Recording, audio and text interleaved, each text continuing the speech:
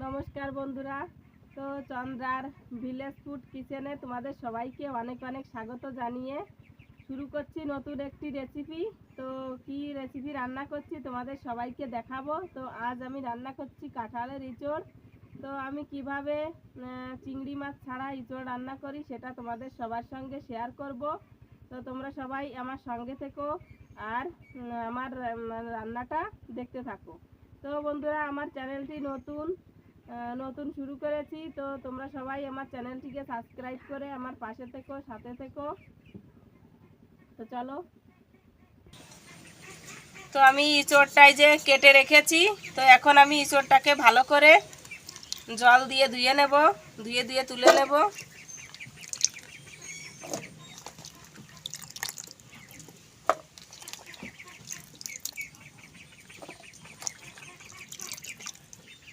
তো আমি ইঁচড়টাকে ভালো করে ধুয়ে নিয়েছি, এই যে ধুয়ে গামলায় রেখে দিয়েছি।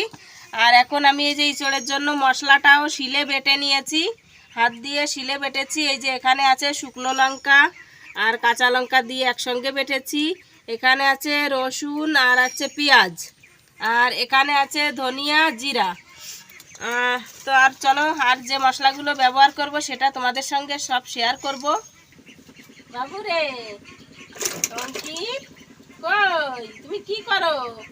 তুমি বসে বসে কি করো? চামচ নিয়ে বসে আছো? চামচ। তো বন্ধুরা, কড়াইটা গরম হয়ে গেছে। তো এখন আমি দিয়ে দেবো কড়াইতে সর্ষের তেল, দিয়ে ভালো করে মশলাটাকে কষিয়ে নেব।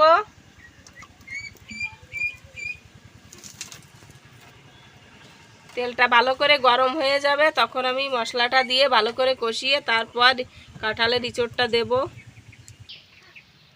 তো আমার তেলটা গরম হয়ে গেছে, এখন আমি দিয়ে দিচ্ছি এই যে দুটো তেজপাতা নিয়েছি, তেজপাতা দুটো দিয়ে দেব।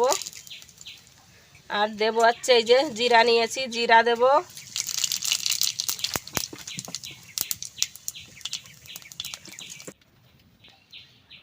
তো আমার এই যে জিরাটা হয়ে গেছে, ভাজা হয়ে গেছে। তো এখন আমি এই যে মশলাগুলো দিয়ে দেবো এক এক করে, দিয়ে ভালো করে কষিয়ে নেব, ভেজে নেব।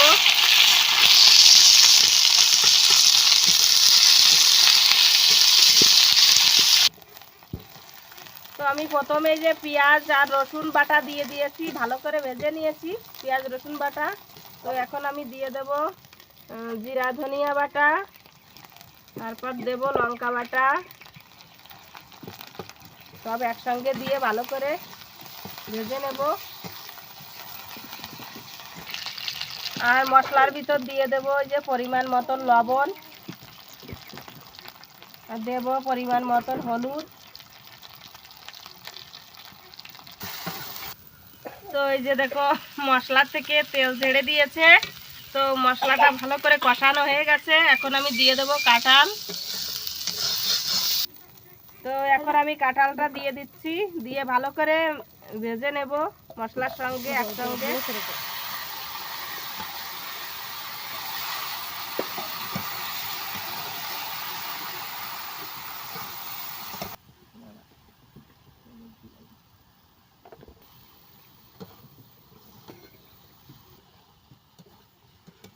তো মশলাটা কাঁঠালের ইঁচড়টা আমার ভালো করে কষানো হয়ে গেছে। তো এখন আমি দিয়ে দেব এর ভিতর অল্প করে জল দেব। তো এভাবে ভালো করে কষিয়ে কাঁঠালের ইঁচড় রান্না করলে চিংড়ি মাছও দেওয়া লাগে না, খেতে খুব সুস্বাদু হয়। তো এবার আমি দেখো, এই যে প্রথমে নিয়েছি দুধ। তো আমি এখন আধা বাটি দুধ রেখেছি কাঁঠালের ইঁচড়ে দেব, তার জন্য যাতে কাঁঠালের ইঁচড়টা স্বাদ অনেকটা বেড়ে যায়। তো আমি এই যে দুধটা প্রথমে ঢেলে দিচ্ছি।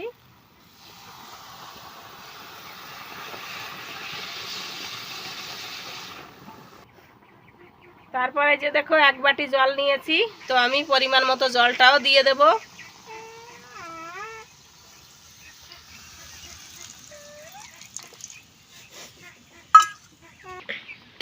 তো আমি এবার কিছুটা সময় ইঁচড়টাকে থালা দিয়ে ঢেকে রেখে দেব, যাতে ভালো করে গলে যায়।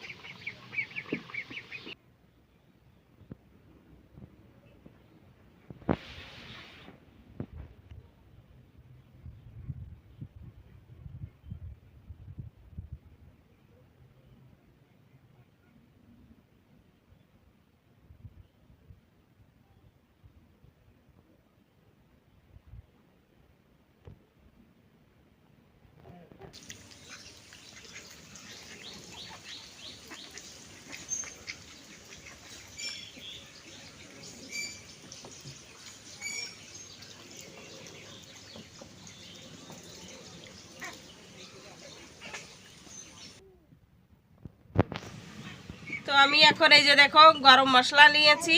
তো এখন আমি গরম মশলাটা ভালো করে পাটায় বেটে নেব কাঁঠালের ইঁচড়ে দেওয়ার জন্য।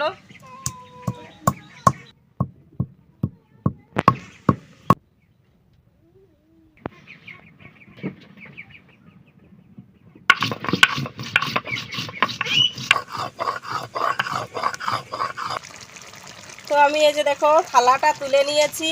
তো আমার ইঁচড়ের অনেকটা জল কম হয়ে গেছে, মানে ঝোল। তো নামানোর টাইম হয়ে যাচ্ছে। তো আমি গরম মশলাটা বেটে রেখেছি। তো এখন আমি গরম মশলাটা দিয়ে দেবো ইঁচড়ের ভিতর, দিয়ে তারপর নামিয়ে নেব। তো আমি এই যে দেখো গরম মশলাটা বেটে রেখেছি। এখন আমি এই গরম মশলাটা ভালো করে ইঁচড়ের ভিতর মিশিয়ে দেব, দিয়ে তারপর ইঁচড়টাকে নামিয়ে নেব।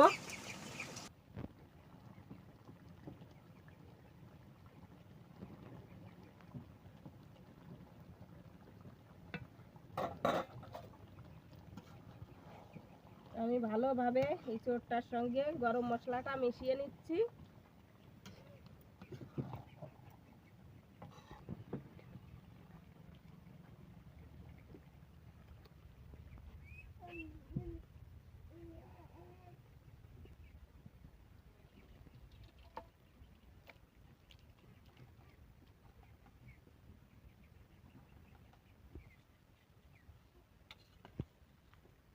তো বন্ধুরা, আমার ইঁচড়টাই যে রান্না হয়ে গেছে, আমি এখন ঢেলে নিয়েছি। তো দেখতে পাচ্ছ কত সুন্দর কালার এসেছে, জাস্ট ফাটাফাটি কালার এসেছে ইঁচড়ের, দেখতেই জিভে জল এসে যাচ্ছে।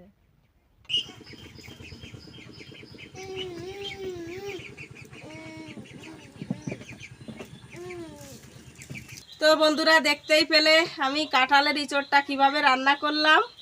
তো এভাবে যদি আমার রান্নাটা তোমাদের পছন্দ হয়ে থাকে তো তোমরাও বাড়িতে বানিয়ে খেতে পারো চিংড়ি মাছ ছাড়া কাঁঠালের ইঁচড়। তো আমি এর ভিতর দুধ দিয়েছি, পেঁয়াজ রসুন দিয়েছি, যেহেতু তো নিরামিষ বলা যায় না, পেঁয়াজ রসুন দিলে নিরামিষ হয় না। তো এভাবে বানিয়ে তোমরাও খেতে পারো, আশা করি তোমাদের ভালোই লাগবে।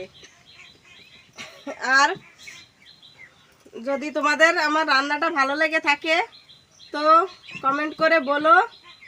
আর সবাই আমার চ্যানেলটিকে সাবস্ক্রাইব করে আমার পাশে থেকো, আমার সাথে থেকো, আমাকে একটু সাপোর্ট করো সামনে এগিয়ে যাওয়ার জন্য।